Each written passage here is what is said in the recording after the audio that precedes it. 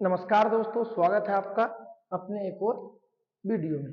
ठीक है, ये हमारा हिंदी प्रैक्टिस सेट से वीडियो होने वाली है। इसमें लास्ट में हम एक गिव अवे पूछेंगे, उसका आंसर आपको देना है।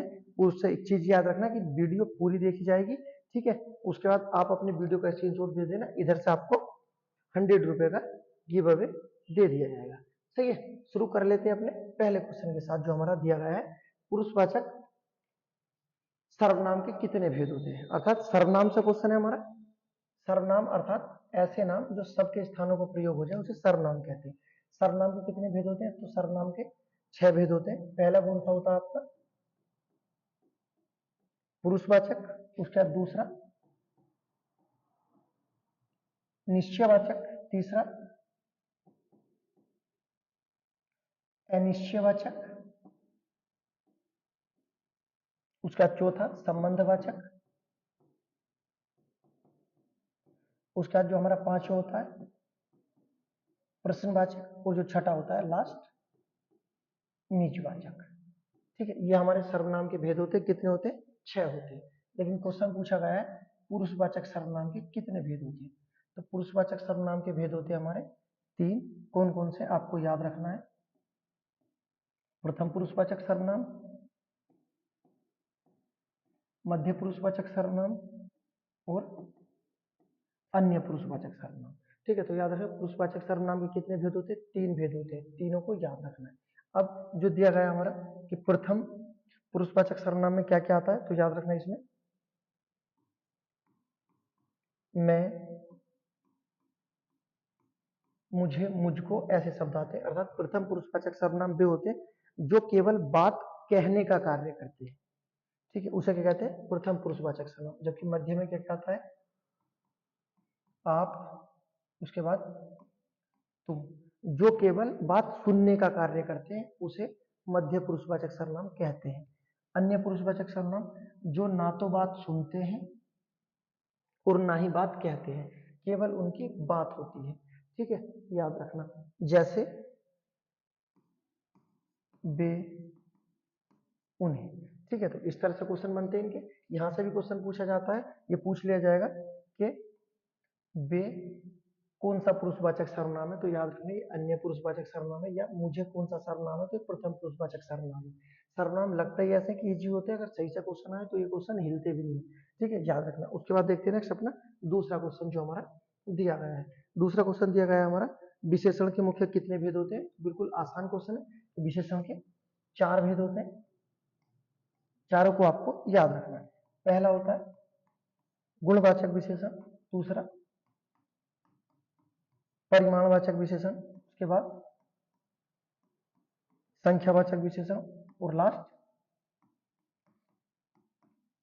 सार्वनामिक विशेषण। ठीक है, तो ये आपको याद रखना है। उसके बाद देखते हैं नेक्स्ट अगला क्वेश्चन जो हमारा दिया गया है। तीसरा क्वेश्चन, निम्नलिखित में से कौन सा विशेषण नहीं, अर्थात इस ऑप्शन में विशेषण का प्रयोग नहीं किया गया है। ठीक है, इसमें जो हमारा आंसर बनेगा पथरीला, बर्फीला, नमकीना, नमक। तो क्या होगा? नमकीन। ये क्या है? हमारा नमक। हमारा विशेषण ना होकर ये हमारा संज्ञा है। उसके बाद देखते हैं नेक्स्ट अगला, किसी कार्य को करने या होने का बोध कराने वाले शब्द क्या कहलाते हैं? ये परिभाषा पूछी गई है। ठीक है, किसी कार्य को करने या होने का बोध कराने वाले शब्द क्या कहलाते हैं?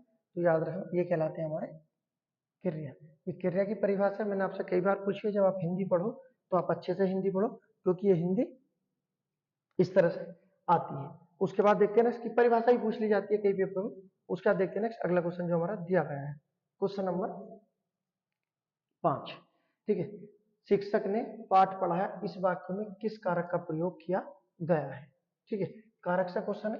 कारक हमारे कैसे शब्द होते हैं? कारक अभिकारी शब्द होते हैं। ठीक है, याद रखना। शिक्षक ने पाठ पढ़ाया वाक्य में किस प्रकार का कारक है? तो इसमें कौन सा कारक है हमारा? शिक्षक ने। तो ने किसमें आता हमारा? कर्ता कारक में। ठीक है, याद रखना। उसके बाद कारक एक अभिकारी शब्द होते हैं। संज्ञा सर्वनाम को अन्य शब्दों से जोड़ने वाले शब्द क्या कहलाते हैं? हमारे कारक कहलाते हैं। उसके बाद देखते हैं नेक्स्ट अगला छठा क्वेश्चन, निम्नलिखित में से क्या काल कहलाते हैं? अर्थात काल की परिभाषा पूछी गई है। काल की परिभाषा क्या होती है?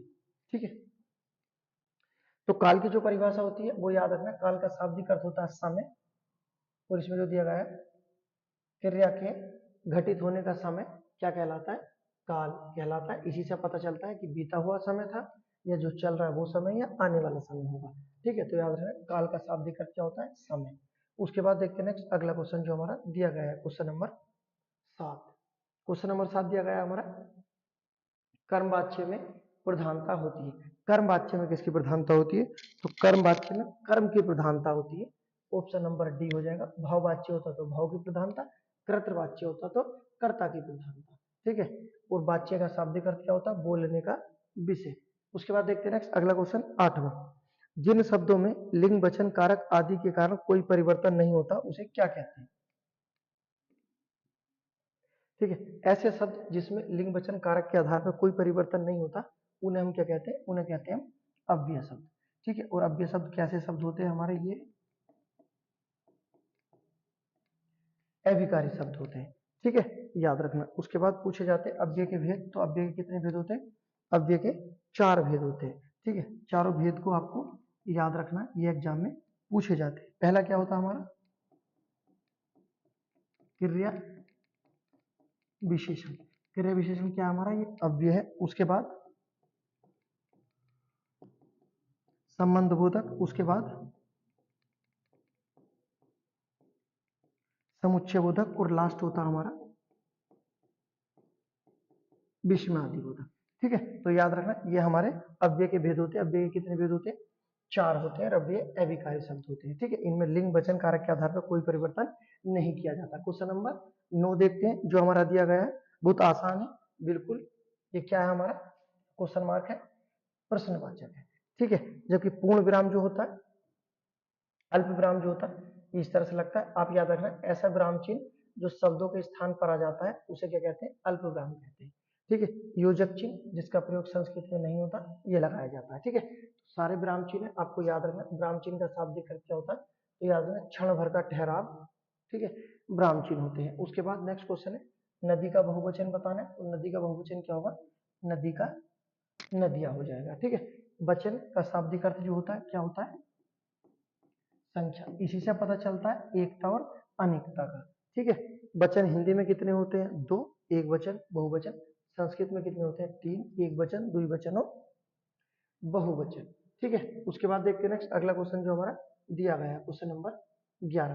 क्वेश्चन नंबर 11 दिया गया है हमारा, चूहे शब्द का स्त्रीलिंग रूप क्या होगा। तो चूहे का स्त्रीलिंग क्या होगा, चूहिया हो जाएगा। बहुत आसान था। उसके बाद देखते हैं नेक्स्ट अगला क्वेश्चन देखते हैं 12।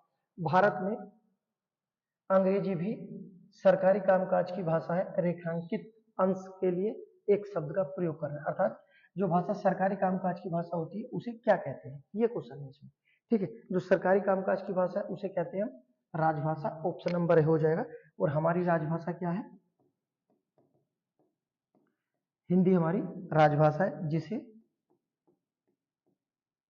14 सितंबर 1949 को अपनाया गया था। ठीक है, अब क्वेश्चन जो आपको बताना है वो आपको ये बताना है कि ये जो हमारा राजभाषा इसे किसके द्वारा अपनाया गया था। तो क्वेश्चन समझे, इसे किसके द्वारा अपनाया गया था, कि ये हमारे सरकारी कामकाज की भाषा हिंदी होगी, ये किसके द्वारा अपनाया गया था। ठीक है, ये हमारा क्वेश्चन था। उसके बाद नेक्स्ट आपको एक चीज और याद रखनी कि राजभाषा अधिनियम आया था एक बार, तो याद रखना अगर पूछा जाए राजभाषा अधिनियम कब आया था, तो राजभाषा अधिनियम 1963 में आया था। ठीक है, राजभाषा अधिनियम कब आया, 1963 में आया था। उसके बाद देखते हैं नेक्स्ट अगला क्वेश्चन जो हमारा दिया गया है 13वें नंबर का क्वेश्चन। आसान है, विलोम शब्द से क्वेश्चन है, गलत होना ही नहीं चाहिए। जो दिया गया है इसमें चपल। ठीक है, बहुत तेज होता है इसका चपल, तो इसका जो विलोम शब्द हो जाएगा ये हो जाएगा आपका गंभीर। ठीक है, उसके बाद देखते हैं नेक्स्ट अगला जो दिया गया है, नौकरी के लिए लिखे जाने वाले पत्र को क्या कहते हैं। जो नौकरी के लिए लिखा जाने वाला पत्र होता है इसे कहते हैं हम अपना आवेदन पत्र। ठीक है, उसके बाद प्रार्थना पत्र तो आपको पता होगा, बहुत बार दिया होगा। निमंत्रण बुलाने के लिए जो पत्र दिया जाता है, उसके बाद किसी को सूचित करने के लिए कौन सा पत्र दिया जाता है, सूचना पत्र। ठीक है, लेकिन ये क्या पूछा था हमारा, नौकरी के लिए तो कौन सा पत्र होता है, आवेदन पत्र। उसके बाद नेक्स्ट अगला क्वेश्चन दिया गया हमारा 15वां क्वेश्चन है हमारा ये आपका मुहावरा दिया गया है लेकिन पूरे वाक्य में पिरोया हुआ है। देखो, जब मित्र ने उसका सारा धन हजम कर लिया तो उसकी आंख खुली। रेखांकित मुहावरे का क्या अर्थ होगा? तो इसका अर्थ हो जाएगा आपका होश में आना। ठीक है, इसी वजह से मैं आपको बताता हूँ कि ये जो मुहावरे होते हैं हमारे, ये क्या होते हैं। तो याद रखना, ये हमारे वाक्य का एक अंश होते हैं।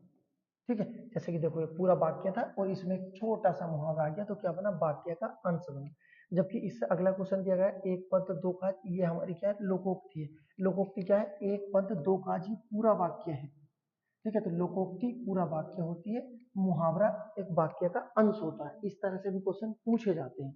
दोनों में अंतर पूछा जाता है मुहावरे और लोकोक्ति में। मुहावरा अरबी भाषा का शब्द है, जबकि लोकोक्ति हमारा संस्कृत भाषा का शब्द है। ठीक है, इसमें पूछा गया 16वें क्वेश्चन में, एक पंथ दो काज, इसका क्या शाब्दिक अर्थ होगा? पहला, एक काज होना, लाभ ही लाभ होना, एक काम से चार लाभ होना, एक ही काम से दो लाभ होना। एक पंथ दो काज, जो इसका आंसर होगा, बताओ। तो एक पंथ दो काज का क्या होगा? लाभ ही लाभ होना। ये मत सोचना एक काम से दो लाभ होना, लाभ ही लाभ होना, एक पंथ दो काज लोकोक्ति का आंसर है। उसके बाद देखते हैं नेक्स्ट अगला क्वेश्चन। ये जो दिए गए हमारे विलोम शब्द से क्वेश्चन दिए गए और एक भी गलत नहीं होना चाहिए। दिए गए शब्दों में विलोम शब्द दिए गए के लिए चार विकल्प दिए गए, उसमें उचित विकल्प जो बिल्कुल सटीक आंसर होगा। जैसे विष का क्या होगा? आसान, विष का तो अमृत होगा, बिल्कुल सही है, ऑप्शन नंबर बी हो जाएगा। लेकिन आपको बताना है 18वें क्वेश्चन का आंसर क्या होगा। आमोद प्रमोद, इसका जो हमारा होगा, तो याद रखना आमोद प्रमोद का होगा वेदना और दुख। आमोद प्रमोद का विलोम शब्द वेदना और दुख। उसके बाद देखते हैं नेक्स्ट अगला 19वां क्वेश्चन जो दिया गया हमारा। 19वां क्वेश्चन है अपेक्षा का विलोम शब्द क्या होगा? तो अपेक्षा का हो जाएगा उपेक्षा। अपेक्षा करना, उपेक्षा करना। उसके बाद दिया गया है दुर्बुद्धि का विलोम शब्द, दुर्बुद्धि का हो जाएगा हमारा सद्बुद्धि। उसके बाद अगला क्वेश्चन दिया गया हमारा 21 नंबर। जो 21 नंबर का क्वेश्चन दिया गया हमारा प्राकृतिक का, आसान है बिल्कुल, घूमता रहता है, प्राकृतिक का कृत्रिम। अगला क्वेश्चन देखते हैं हमारा जो दिया गया है, ये क्वेश्चन है हमारे समानार्थी शब्द से। जो हमारे क्वेश्चन दिए गए हैं समानार्थी शब्द, और वो कैसा समानार्थी हो? बिल्कुल उचित। समानार्थी तो और भी हो सकते हैं, लेकिन जो उचित होगा, जो एग्जैक्ट होगा, वो बताना है। जैसे दिया गया है निश्चित का बताना है। निश्चित का समानार्थी शब्द क्या होगा? तो याद रखना निश्चित का समानार्थी शब्द होगा नियत। नियत, बिल्कुल निश्चित।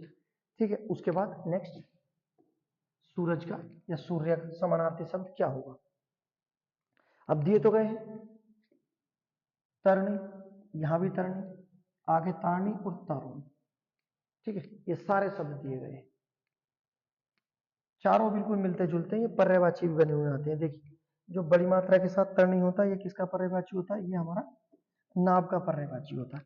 ठीक है, उसके बाद जो सूर्य का होता है या सूरज का, ये हमारा छोटी मात्रा के साथ तारणी होता है। उसके बाद जो तारुणी है, ये हमारा युवती का पर्यायवाची होता है तारुणी। ठीक है, आपको कमेंट बॉक्स में बताना है